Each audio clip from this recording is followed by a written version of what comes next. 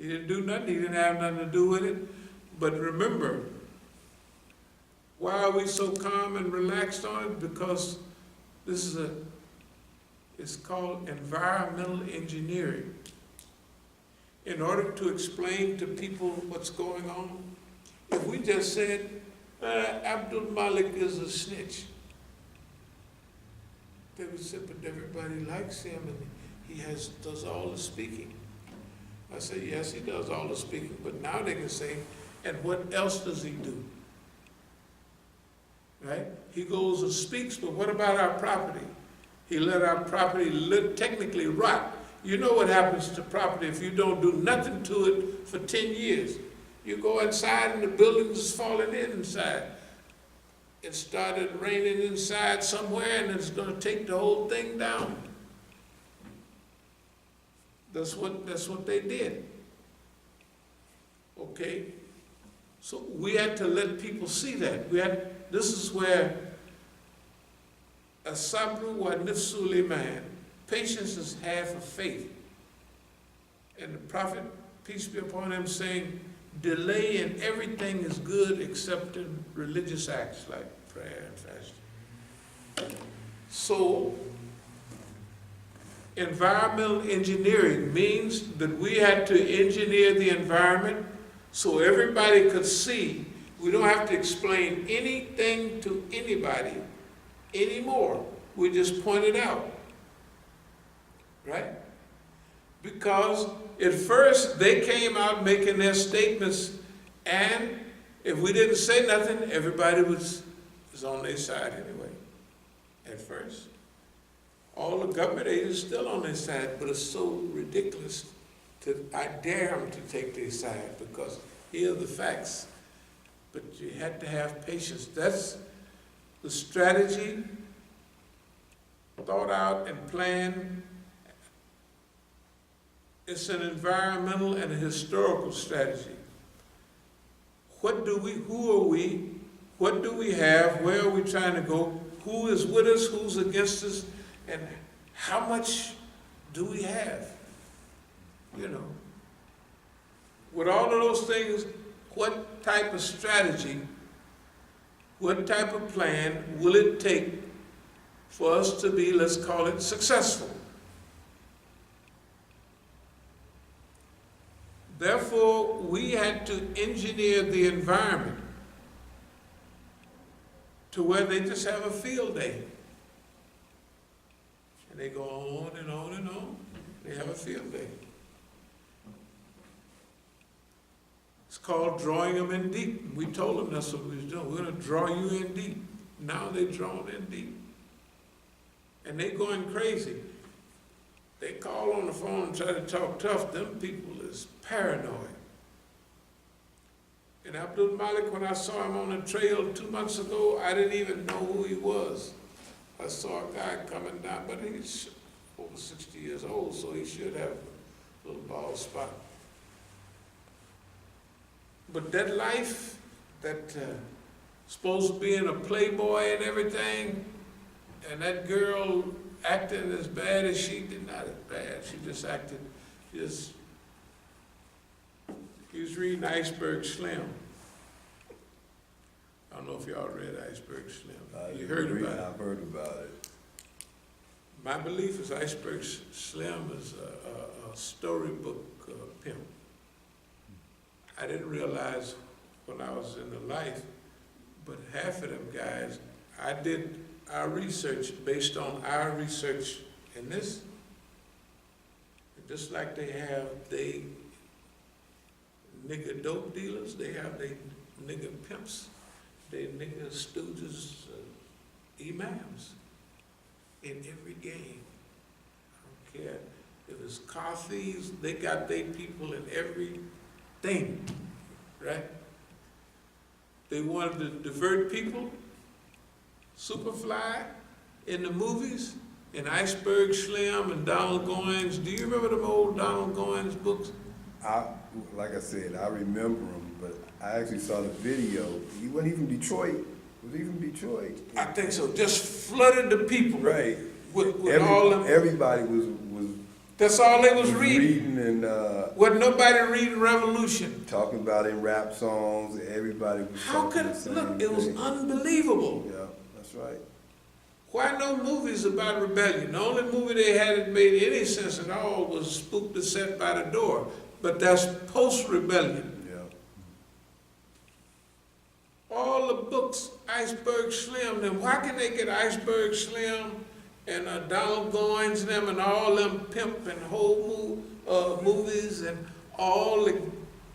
every plot about black success is gangsters? No rebellion. No cause, no civil rights, no, not even a Selma type movie in those days. They bring a Selma movie out when it's 50 years later or more, right? Why not anything doing, why not nothing like that?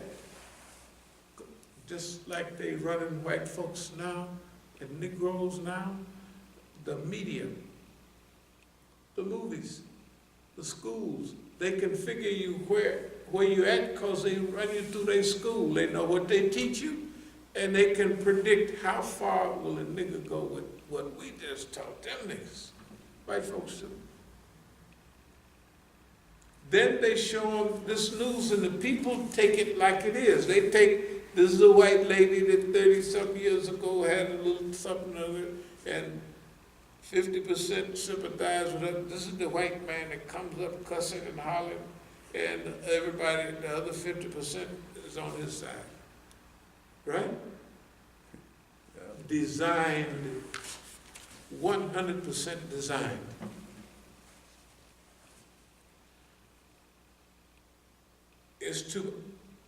I would just say that most of the stuff we see in the media is controlled by the big team that feeds the people this stuff, and they devour it. Okay? Then they have that's the big international team. Then they got the regional teams that feed us stuff around here. They feed us all this stuff around here. Yeah, somebody. Okay.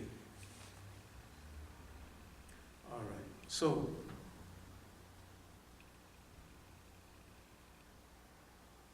again, now with Malcolm Shabazz, with Mandela, you remember Mandela's thing a lot with his family, you know, messing with his family and what have you. Okay, now, do y'all remember Malcolm Shabazz, Malcolm's grandson, rolled through here, all of a sudden floated down to Mexico and gets killed? Yeah.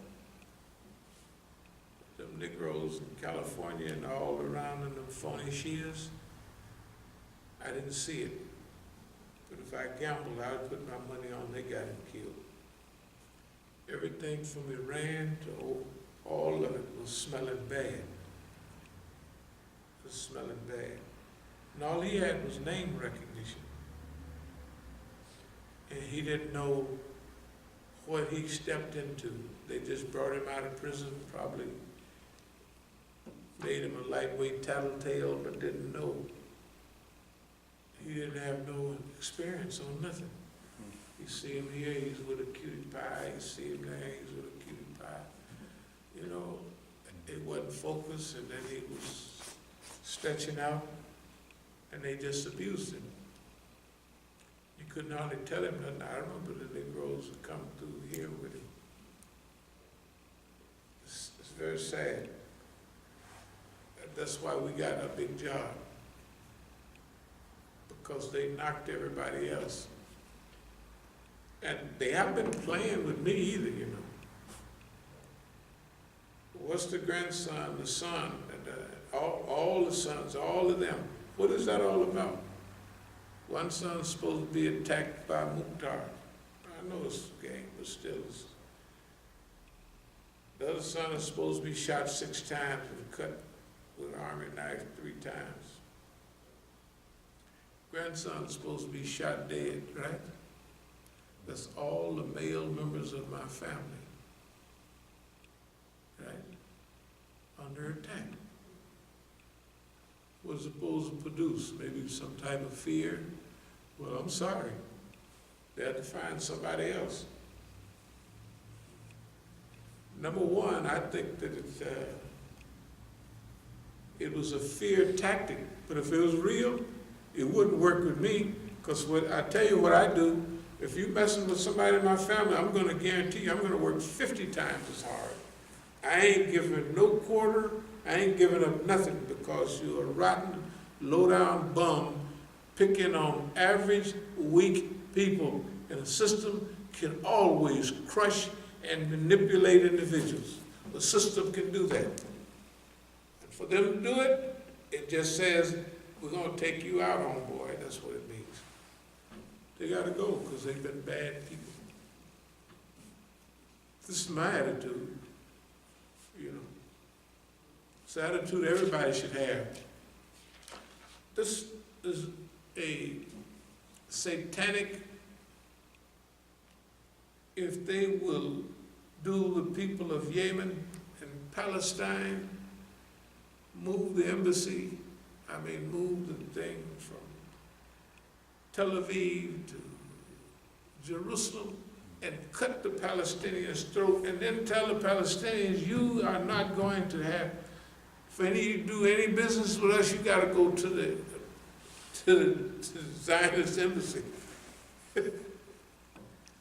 Right? Just cutting their throat. This is a mean boy. So, my feeling is that we're going to whoop Boss Man on this one. Not whipping, remember, we're in a forgiveness mode. That's us. But Boss Man got to go on this go-round. All the stuff that he's doing will rearrange itself, that he will assist the world in his own butt-kicking. That's the way I feel about it. Yes, he's controlling, he's imploding, he's doing all that, and he figured, I'm going to do this, and this is how it's going to come out. All of his helpers, like in this environment, Muhammad Al-Asi, Zafar Bangash, the brothers in South Africa, all the people that were supposed to be our allies, and Dr. Kaleem Siddiqui had laid out the whole plan, and what do? They go against everything Dr. Kaleem Siddiqui had been saying. Crescent International is a flop. It ain't nothing like doing one Dr. Siddiqui. I get one, they send one, I just thumb through it, I don't read it. Because it ain't no use to could read that and get guidance out of it. Can't do it. Okay. So no, the Majlis Ashura Islamiyya Free Britannica, all of those great institutional things, we have to do here in America. In combination with what we're doing already. So what we're working toward is a non-territorial government. Can it work? Dr. Kaleem Siddiqui made it work in Europe. But we will be elevated over that because that was in '92, and this is a different time. It's 25, almost 30 years later. So we're going to improve on that. Why? Because it's America, and it's our job to get in pocket during the time of the decline of the Rome, of the Britain of our time. This is America. That's why we have to prepare. We're preparing alternative system. It'll have to be us because we can think about it. Nobody went to their school can even think about it. They're talking about socialism. Or is this the end of capitalism? And how will we recapitalize and institutionalize and normalize and paralyze ourselves, right? That's right. That's exactly what they're talking They're about. not talking about nothing. Because they can't think about it. They can't think about it. It's simple. Where is the world today and what do the world need? And the first thing, where do we want the world in 20 years? Where do we want it to be? What do we want this world to look like? That's the first thing. And then now, how do we get there? That's where that ingenuity comes in. Okay. Leaderless resistance is possible. We've already done it. We've done a lot of things, but just go back a little while ago where we talked about all eyes will see him, but he comes like a thief in the night. Did anybody run across that in the Bible yet? But it's there. Just look it up. All eyes shall see him. And it's about the next coming of Jesus. You know. What does it mean to us? Just like what we said, all eyes will see 24/7. They've been watching us like a hawk.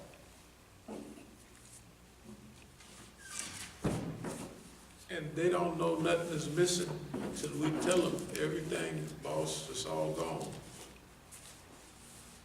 How can it be gone? We've been looking at you all the time. 24/7, I told you, all eyes shall see him. He coming like a thief in the night. That's the trick, to get you to focus and stay on us all the time. That's the trick. That's the biblical rendition. All eyes shall see him, but he's coming like a thief in the night. That's Negroid in its interpretation. Only the modern Negro could put that into practice, because ain't nobody else can put it into practice. Well, how the hell is that going to work? Right? Tell the truth. That's what anybody, well, how is that going to work? But you bring in that kingfish, Amos and Andy, you know what I mean, approach, and you can do anything to these, to the European. Because that's the mentality. We done cooned the white man so many times. It's almost not, at first makes you feel, yeah, we cooned that cracker. And now it's so easy because he's discombobulated. No matter what you think about America, it's not functioning properly. It doesn't make no difference whose team you're on, still not functioning properly. It's not functioning properly. So he's discombobulated. We're not discombobulated, he is. And we take credit for it, because he's been a bad boy. You know, a bad boy, you have to spank him sometime. But what we're gonna do is what we always did. We're gonna have him spank himself. So we've been doing. We have to spank himself. Psychological guerrilla warfare. We did it right in front of him. Spin the third time. Take your gun out. Put it to your head. Pull the trigger. Bam! Psychological guerrilla warfare. We did it. We did it. Right? He put us in all their papers and everything. Number one enemy of the people. Public enemy number one. All you got to do is, if you want to be famous, become public enemy number one. Everybody hates you on their team, but everybody knows you. And on the other team, or the neutral side, they admire it. So niggas, how was the nigga? How long you been talking that trash? Somebody said, I remember it for 25 years. I said, nigga been talking that for 25 years? Somebody else said, nigga been talking that trash for 45 years. You see what I mean? They admire it, because people, I'll close with this. No matter what you say about our people, no matter how bad we've been misguided, everybody know we've been done wrong. In their heart, I don't care. I don't care how many Polish badges he got, I don't care. He still know we've been done wrong. And whatever had been done to us could have been done better. And nobody fought harder for America than us. In the Civil War, oh, Rough Rider, Teddy Roosevelt, it was them Negroes, man. Over in San Juan Hill, the Negroes. And General Pershing, they used to call him Black Jack Pershing. They used to call him Nigger Jack, but when he became the Supreme Allied Commander, they can't call him Nigger Jack. So all the books call him Black Jack Pershing, because he managed black troops in the early days, right? And they went over there and fought, they went over there. And in World War II, and in Korea, and everywhere, right? Nobody can say, the only people fought harder than the Negro in World War II was the Japanese. They sent to Europe. Boy, they got medals. So, no matter what happens, we're going to stay on the right side, and I want to close with this. Never give up your principles, and always keep a good attitude. Don't let the white man make you mean like him, or you've lost. So if you call it a sense of humor, or whatever you call it, compassion, you have to keep it. And don't worry about temporary increases or decreases. The last thing, a setback ain't nothing but a setup for a comeback. Thank you very much. As-salamu alaykum.